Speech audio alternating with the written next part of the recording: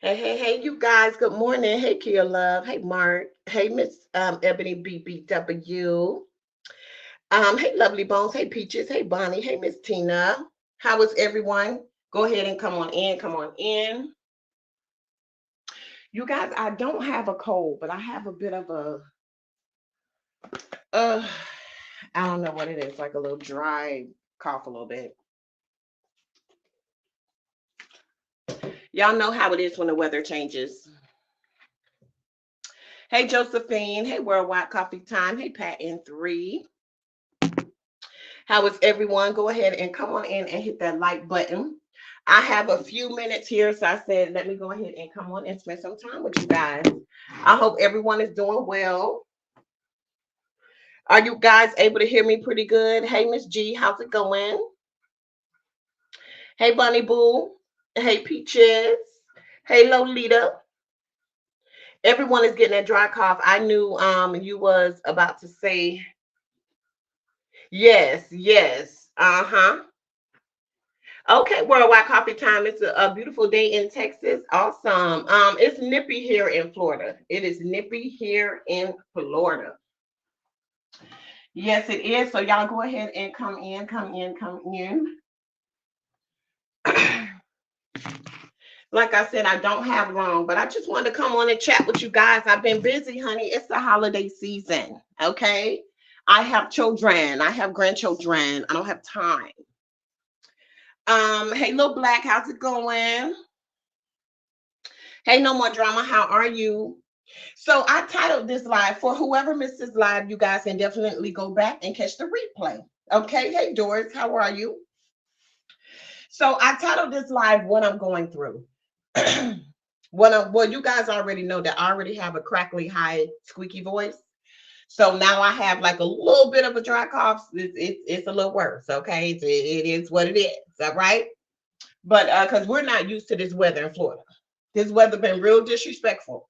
One day it's hot, the next day it's cold, the next day it's hot, the next day it's extra cold. So, cold with a little breeze to it. We not used to that, okay? So so I titled this live what I'm going through. Okay. And I titled this because as you guys know, okay, it's my line of work. I work with geriatrics, okay? A lot of geriatrics, a lot of elderly patients, okay? And a lot of my elderly patients, a lot of them have lost their significant others. Hey, mother three, how are you? I'm gonna look down occasionally, you guys, because I am getting ready.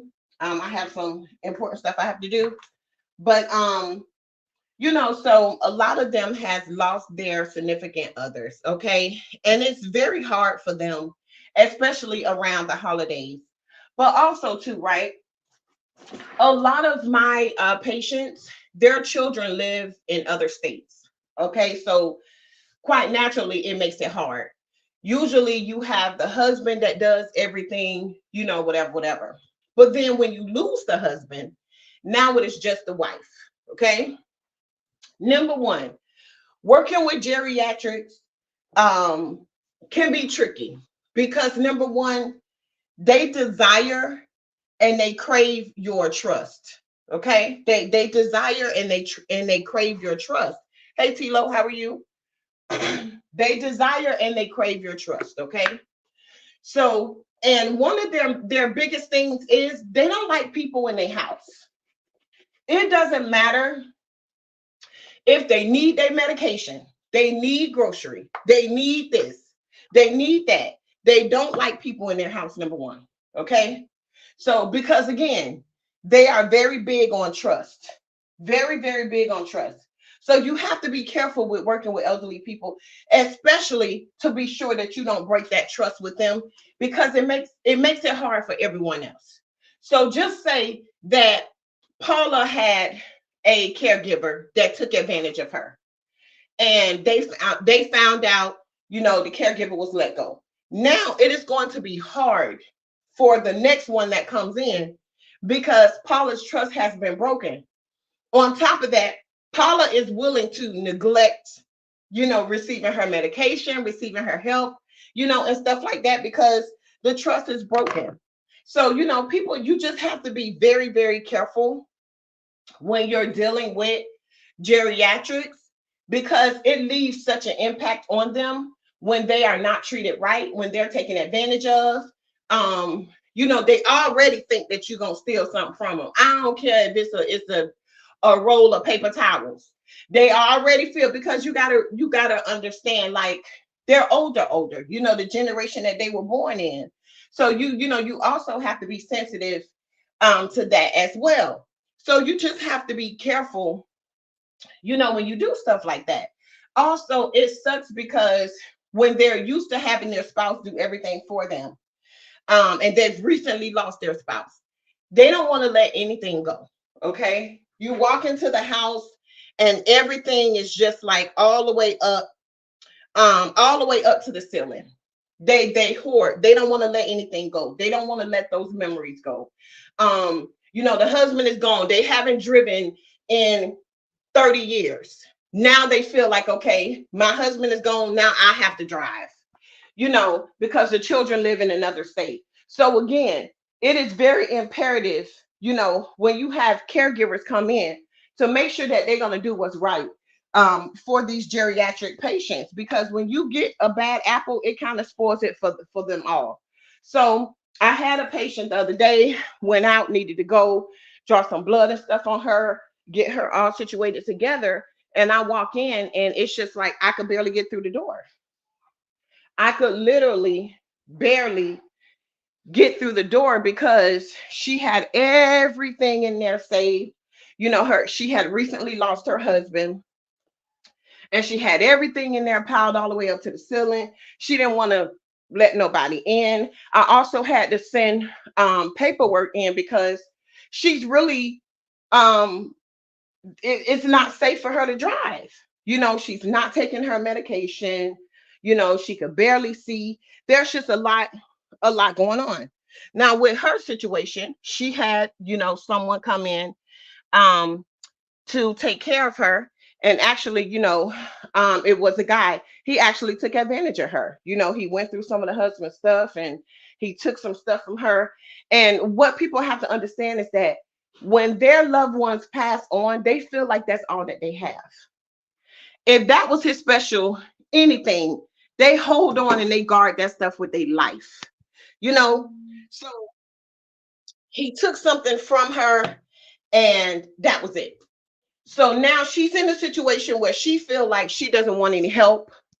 She feel like she can drive, she gonna do it, she can do it for herself. She don't need no help when she needs help. She needs a lot of help. So now she's been told that she can't drive. You can't drive. It's not, it is not safe, not only for you, but it is not safe for others for you to be on the road. And we have a duty. We have to support, we have to report that. We can't, just just have her out here driving all on the other side of the road, different things like that. So, I just wanted to come on and speak on that for a little bit. Like, you just have to be careful because they're so delicate. And what may be trash to you is treasure to them, And I say, like, if you have elderly parents and you're in another state, you have to make sure it is your priority, because you have to remember our parents raised us. They did what they had to do with us. And it's going to get to that point where we have to do the same for them. Okay. And that means um appointing trustworthy people to take care of your parents. You can't just assume that the state is going to do everything. You have to take that time out for your parents to make sure that the right people are coming into your parents' homes. You know, um, Here in Florida, they don't have like they have like meals on wheels and stuff like that, but they don't necessarily have a service that will um take them to the grocery store, and do all that type of stuff. That stuff has to be done out of your pocket, right? Out of their pocket. But then when you do meet a caregiver or somebody that they bring in that's willing to do those things for your parents, Well, because they had a bad apple in their house one time, they rather starve, or they rather attempt to drive knowing that they should not be driving and they're not capable of driving right now.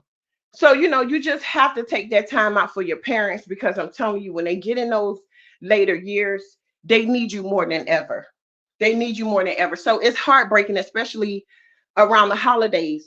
And you try to do so much, but it's only so much you could do, because the majority of the time, it is a for the majority of them, it's all kind of their story, especially when they lose a loved one. So if you live in another state and your parents are in another state, and one of your parents has passed away, or they're up in age, they're no longer able to drive and stuff, you got to check on your parents. You have to check on your parents. Tilo say elderly are very strict in their ways. And after all those years that pass, you can't change them. Exactly. So when you do find some that allow you to help them, because that's not an easy find either.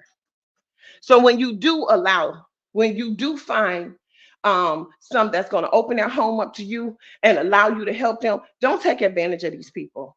Because when you take advantage of these people, you're walking away.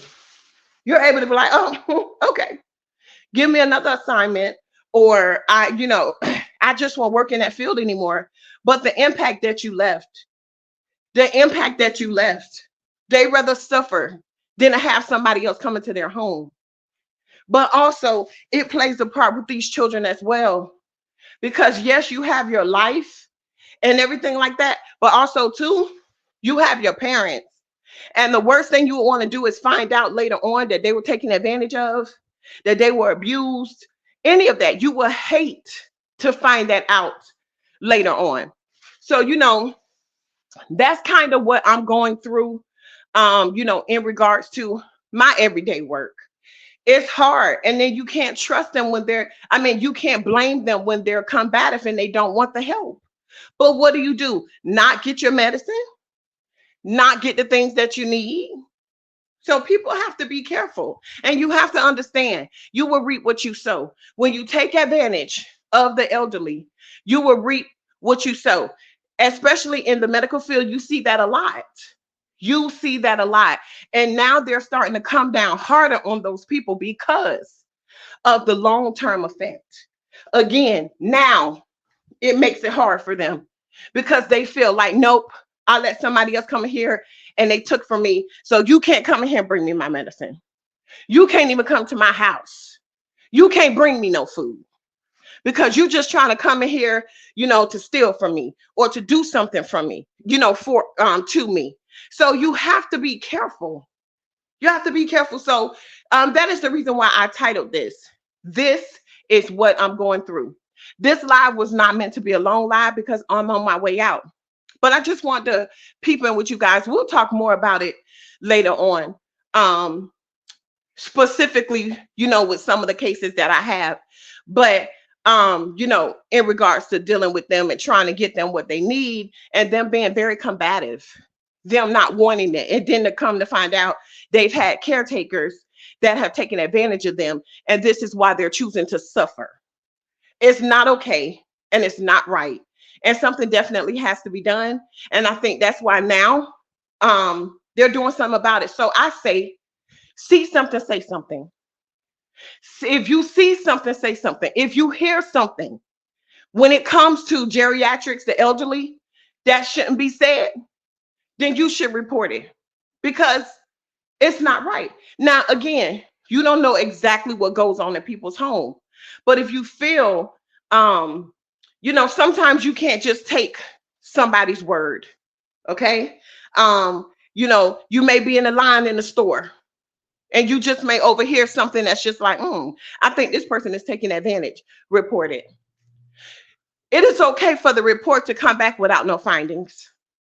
That's fine. It's okay. You rather for it to come back with no findings. You would hate for it to come back and now this person's whole life savings is gone. This person's pension is gone. This person has to take money that they save for this to pay for this because somebody came in and took advantage of them. So it is the holiday season, but we also have to think about our elderly, as well as the children as well.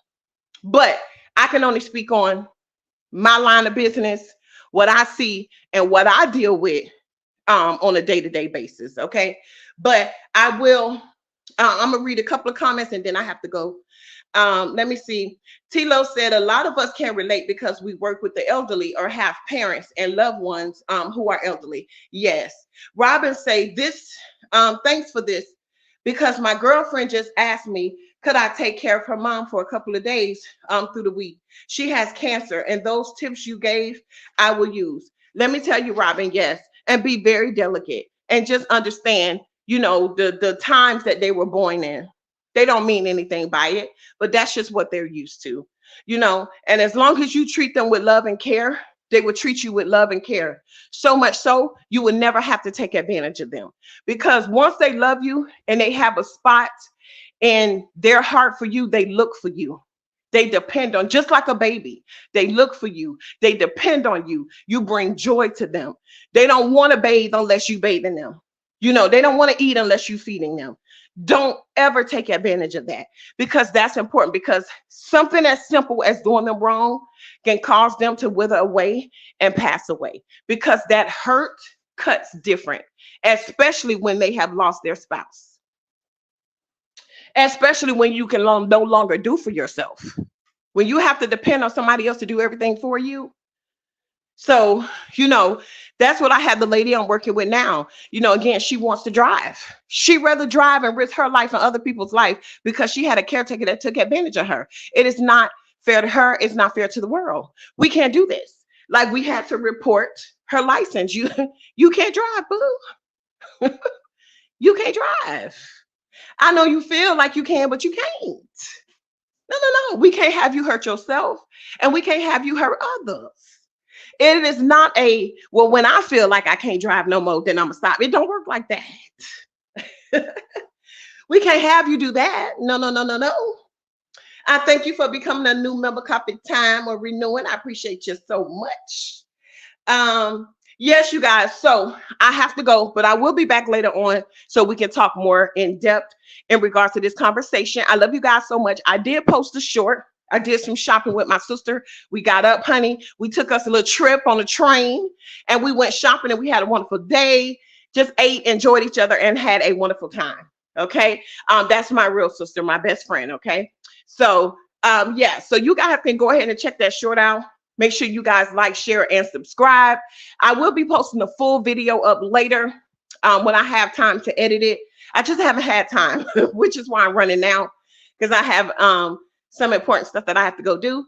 But I just haven't had time, but I will be making time tonight. So we will be going live and we'll be on for at least 2 hours later on. So we're going to go ahead and do that. And I'll probably go ahead and do the giveaway so that we could go ahead and get that done as well. Okay. So make sure that you guys are subscribed. Make sure that you guys copy your membership badges if you can. And make sure you guys are also following me over on Facebook. Honey, we just hit 7,500. So, honey, we are getting closer and closer and closer. All right. Also, we are on the road to 6K over here. All right. So make sure that you guys are subscribed as well. I love you guys so much. I have to go, and I will talk to you guys later. Bye-bye.